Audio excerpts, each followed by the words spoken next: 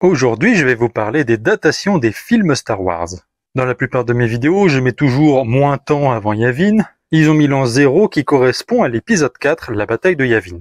Et du coup, je vais vous donner les dates des films. Pour commencer, l'épisode 1 se passe en l'an -32, donc il se passe 32 ans avant la bataille de Yavin. 10 ans plus tard, en l'an -22, on a l'épisode 2, et après 3 ans de guerre des clones, on a l'épisode 3 en l'an -19. Et du coup, pendant 19 ans, l'Empire s'est installé jusqu'à l'épisode 4 et la bataille de Yavin. 3 ans plus tard, on a l'épisode 5 en l'an 3, et un an après, l'épisode 6. L'apostologie est venue s'installer 30 ans tout pile après l'épisode 6, en l'an 34, et contrairement à tous les autres films, l'épisode 7 et 8 ne sont pas espacés de plusieurs années. L'épisode 7 et 8 se suivent directement, il n'y a pas de temps qui se passe entre les deux. Donc les deux se passent en l'an 34.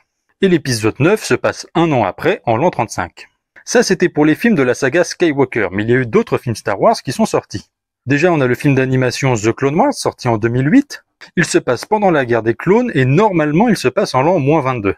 Mais les datations de la guerre des clones n'ont jamais été très claires. D'un média à l'autre, ça change, donc du coup, ça se passerait entre -22 et -21. Après, plus récemment, on a la Bad Batch, dont le premier épisode dure 1h30. On peut le considérer un peu comme un film, et il se passe pendant l'épisode 3 et un peu après, toujours en -19. Nous avons deux spin-offs qui sont aussi sortis, Rogue One et Solo.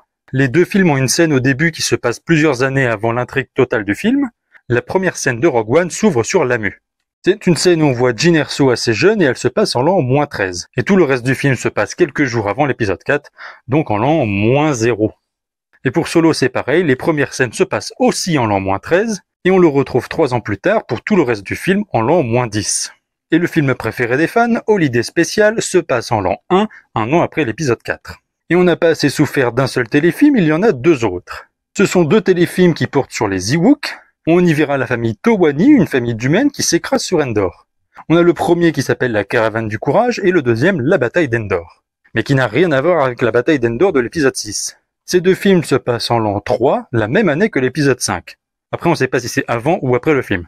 De toute façon, c'est un téléfilm et tout comme l'idée spéciale, ils sont pourris. Voilà, je me doute que beaucoup de personnes connaissaient déjà ces datations, mais c'est vrai que pour certains, on peut se perdre assez vite dans les datations. Voilà, j'espère avoir été à peu près clair. Et la prochaine fois, je vous parlerai des séries d'animation. Si cette vidéo vous a plu, n'hésitez pas à vous abonner à ma chaîne YouTube Curlon et que la force soit avec vous.